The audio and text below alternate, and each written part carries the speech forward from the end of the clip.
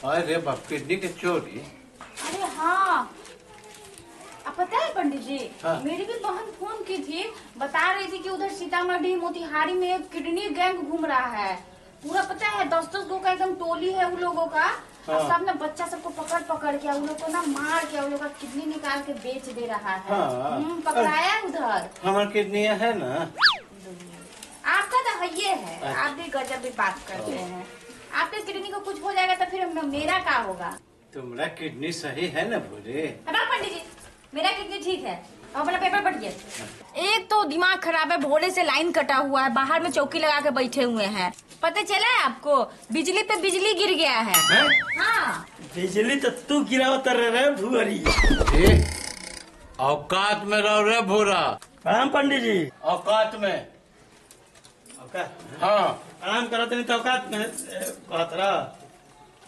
प्रणाम करता रहा न कर तू प्रणाम है ना पंडित जी। अब तारा के इज्जत देता नहीं ना दा इज्जत। हाँ, तारा से हमरा इज्जत ना चाहिए। प्रणाम करनी तो चढ़ा गया का है लगल बोले। भोरे भोरे कुकुर खा के आयल बड़ा का नाश्ता में ऐसे चिल्लाता लगा। ए पंडित जी, कुकुर नहीं की खैले, दही खैनी है। वो दही साहब के घर में का हो दही साहब?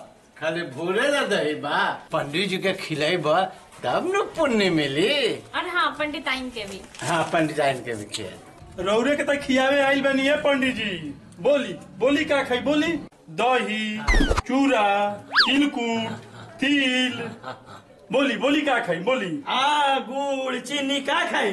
अरे दही साहब रउए के खियावे खातिर आइल बनी, बताइए रउआ का खाई? अरे भोरा, ये दही साहब तो आज बड़ा मेहरबान बाने, कुछ खास काम बा का हमरा से? हे पंडित जी, ये दही साहब के बेटा के बियाह लागल बा, इनकर बेटा के बियाह रउए करावे के बा। हाँ, बियाह करावे के बाद तो खाली दही चूड़ा पर दक्षिणो लागी। पंडित जी बियाह तो करा दिए, लेकिन दक्षिणा पूरा लिहन का पंडित जी? हाँ, ठीक कह रही है। पूरा दक्षिणा दीजिएगा। हाँ। ए पंडिताई, हम तो पंडित जी के दक्षिणा देवे खातिर तैयारे बानी, कोनो भागत थोड़े बानी। लेकिन दक्षिणा कितना देवा हो दही साहब ये बताबा। हाँ पंडित जी, दक्षिणा उतना पहले फाइनल कर लीजिएगा। हाँ हाँ, फाइनल करा दक्षिणा। हम देम दक्षिणा 501 रुपया। 501 रुपया? रे बाबू, ये तो सिंदूरदान के भाई।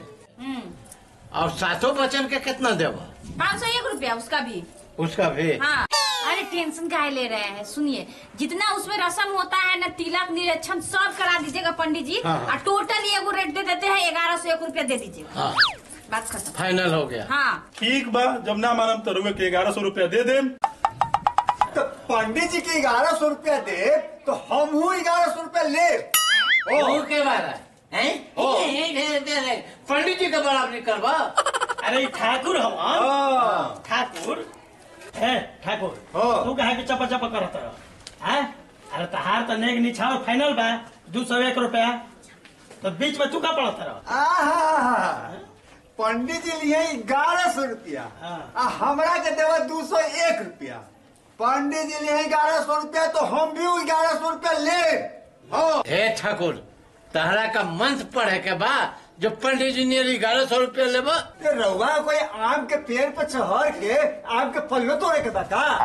रउआ 1100 रुपया ले तो हम भी 1100 रुपया ले। पंडित जी 100 रुपया ली हम तो हम 100 रुपया ले।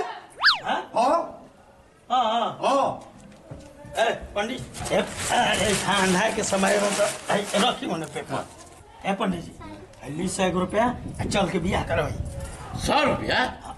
अरे हल्ला मत करी, सुनी ना। अरे वो 1100 रुपया कहनी है नु, तो 1100 रुपया हम दिवाई। हो सकला कि 200-400 रुपया ज्यादा ही दिवा दे। अब हल्ला मत करी। सुनी, कहीं न ठकुरवा के सामने कि हम फ्री में बियाह कराई। हाँ हाँ कह दी। ए सुनो नु, हम फ्री में शादी कराए। फ्री में? हाँ ठाकुर, पंडित जी तो एको पैसा ना ली। अब तू क्या कहत रहा? जब पंडित जी एको पैसा ना ली है तो हम एको पैसा ना ले। और का है ठाकुर, तब क्या सोचे तरह? चलो बियाह के तैयारी कराबो। पंडित जी प्रणाम बढ़िया जी। चलो चलो चलो प्रणाम। चलो दाई साहब जी, चलो चलो चलो चलो तैयारी करो। चलो चलो चल। ए बोले ठीक है ना? हाँ। हाँ। अब बोला है ना कि 200 रुपया बढ़ा के भी देगा। हाँ। तो सुनिए ना पंडित जी, वो 200 रुपया हमको दे दीजिए। हाँ, हम एक नया साड़ी खरीद ठीक है, लेंगे। ठीक है। सुनिए ना, जाइए आप भी थोड़ा तैयारी वारी कीजिए। और हाँ, उसके शादी में से ना वो दही सा जो था ना, उसके से मेरे लिए ना इतना दही लेके आइएगा। अच्छा ठीक है। हाँ, ठीक है। तो दही कितना खाओ? अरे इतना खाएंगे और क्या खाएंगे। अच्छा, चलिए ठीक, चलिए ठीक। चलिए, खाना निकालते हैं चल, आपका। चल। चलिए। चल।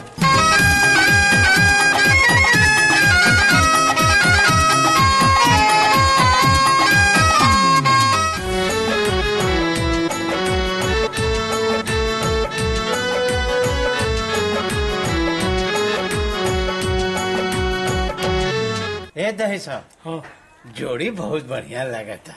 शादी तहार बेटा के संपन्न हो गई। हाँ हाँ हाँ। अब दक्षिणा निकाले 1100 और 200 ऊपर से बढ़ा के। ए पंडित जी, अरे धीरे बोलो, पहले अगल बगल देख लो, कहीं ठकुरवा सुन ली नु तो ओकरो के देवे के पड़ जी 1300 रुपया। ए दहीसा जी, हाँ वो जल्दी करी, कहीं ठकुरवा सुन ली नु देख ली नु दे तो लेनी के देनी पड़ जी, ओकरो के देवे के पड़ जी 1300 रुपया।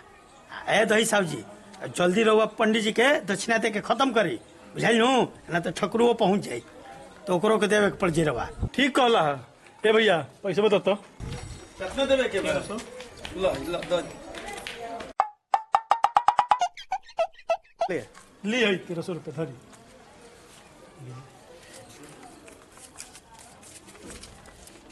पाँच, 10, 20, 5। वाह, पंडित जी के 1300 रुपया और ठाकुर के सुखले डंडे का सी। ए दही साहब, ये रुपया हमार हो गई आ इतने रुपया पंडित जी के भी दे दियो। ए, हमारी पैसा कहाँ बाकी दे दिया? सब तो पैसा दे देनी अपने बेटा के तिलक में। उल्टे तू तिलक देले बारा। हैं? ए पंडित जी, अरे रहुआ मालूम नहीं है कि दही साहब के लड़का अरे गूंगा बहिर दूनो हो, ब्याहे ना होत रहे, यही से इनकरा लड़की वाला के दहेज देवे के पड़ल। हाँ, अरे चिंता मत करो, छत फान के हम आवत रहम। अरे भुआ तो ज्यादा करबे रंगबाजी, मरब जो मुहे घूम जाई पीछे। अरे ना ना, देखो खिसिया मत, हम सोचने की गूंग बहिर बा आ कुछ हेल्प कर देम तू लोग के, तो का दिक्कत बा? जौने हमारा हेल्प से तू लोग के घर में बाल बच्चा खेले लगे। ए, चुप, खाली गुंगे बहिर बा, बाकी सब ठीक बड़ू है। ए, उ सब छोड़ा, हमार दक्षिणा का होई? ए पंडित जी, हल्ला काहे करत रह? तार पैसा दिवनी है ना? हैं? तार 1300 रुपया दक्षिणा दिवनी दिला कि ना हो? नहीं ना। ए पंडित जी, तू अपन दक्षिणा ठाकुर जी से फरियाब।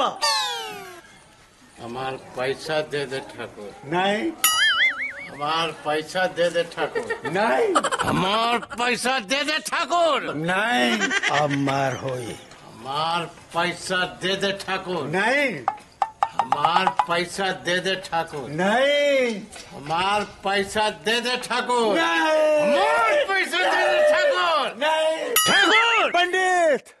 अरे पंडित ठाकुर के लड़ाई के देखले बड़े जीवन न सुहाग रात मनावल लोग। जा चलो बबुआ जा। जा, कोनो दिक्कत है तो कहिए जा। ठाकुर। पंडित ठाकुर। पंडित। हमार पैसा दे दे ठाकुर। नहीं हमार पैसा दे दे ठाकुर। नहीं ठाकुर। पंडित ठाकुर। पंडित ठाकुर। पंडित ठाकुर। पंडित ठाकुर। ठीक बा, फरिया जई त काल भेंट होई। चलो नी। ठाकुर। पंडित ठाकुर। पंडित हमार पैसा दे दे ठाकुर।